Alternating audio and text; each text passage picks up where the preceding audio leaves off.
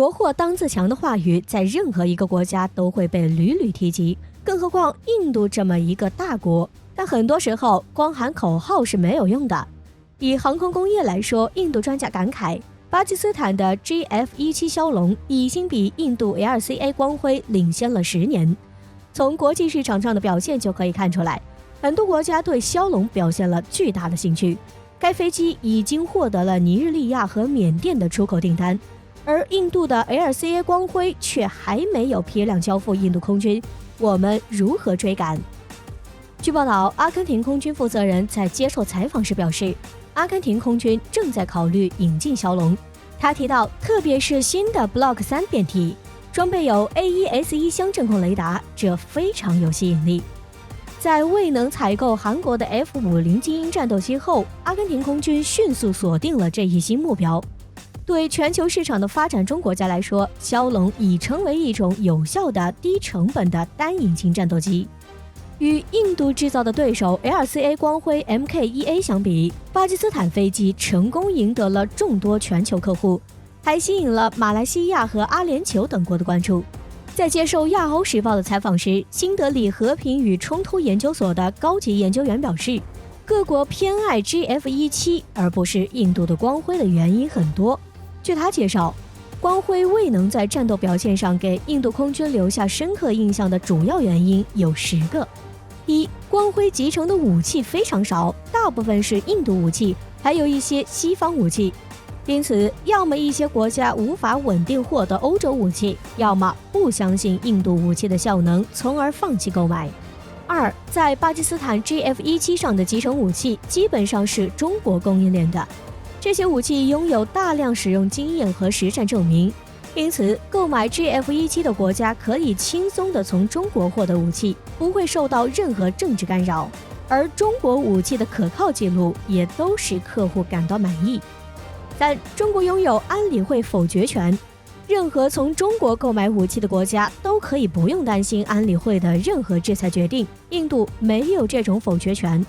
4、GF-17是一架延续性更好的飞机，如果你要更换米格21、米格27这些苏制战斗机和中国的 G6、G7型战斗机，或 F4、F5 和 F104等老式的美式战斗机， GF-17都能提供合适的功能和合适的价格。5、光辉是一架非常混乱的飞机，它不适合任何已知的细分市场，和主力3代战斗机相比，它的载弹量和航程都不足，而和教练机一类的轻型战机比，它又似乎略高一筹。原本他想复制幻影2000的成功，而实际上它成了一架不伦不类的产品。6、GF-17战斗机不算什么跨时代的独特先进产品，但它带来的任何进步都是可靠且经过验证的。这不仅带来了很好的质量，还可以给予客户非常好的印象与使用信心。7、光辉战斗机是一场组合式的噩梦。事实证明，它糅合的技术太过复杂了，英美、俄法、以色列的技术混合和匹配过多，降低了购买者的信心。8、最后是转口问题。GF-17主要使用中国零部件，少数使用一些意大利和俄罗斯设备，所有这些设备都已获准再出口到第3国。9、光辉上的外国技术未必能全部获取出口，它使用美国的引擎、以色列的雷达以及永远不会授权转口的国家的航空电子设备的混装。10、目前没有光辉战斗机的主要使用者，甚至印度空军都没有批量装备，这降低了任何潜在买家的信心。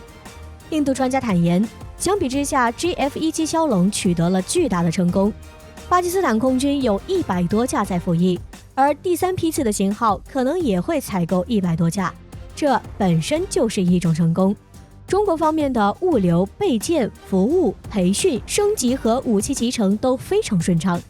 这就解释了为什么缅甸和尼日利亚选择了 GF-17枭龙而不是市场上的其他战机，因为枭龙在国际市场上甩了光辉10条街。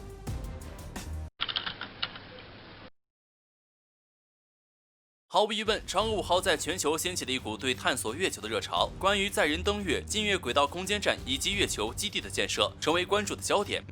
美国的2大月球计划饱受质疑。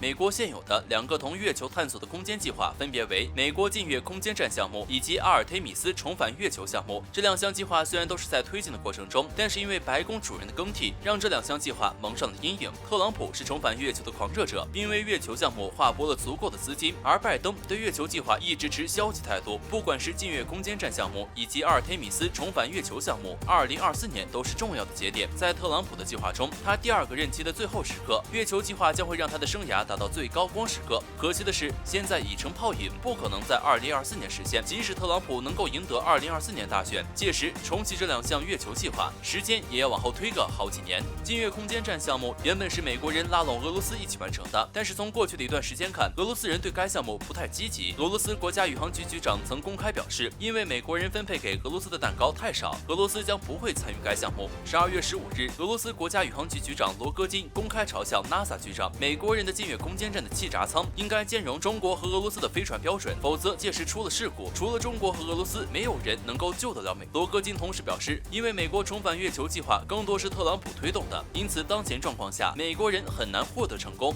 另外，必须指出的是，美国人近些年的尖端科技计划一而再的出现问题。就拿重返月球计划来说，2004年计划2015年重返月球，2017年又说2024年重返月球，真的应了那句“计划不如变化快”。中国月球基地循环系统已经准备好了，美国却失败了。